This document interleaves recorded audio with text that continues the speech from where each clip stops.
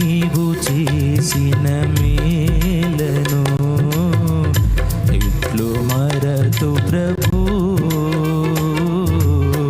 నీవు చేసిన మేలను ఇట్లు మరతు ప్రభు.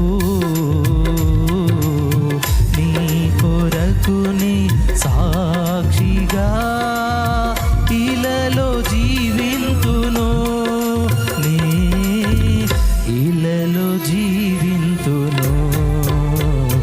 నా ప్రాణమా నా నోరు తెరవండి పురుషులు. నా యేసు చేసిన అందరూ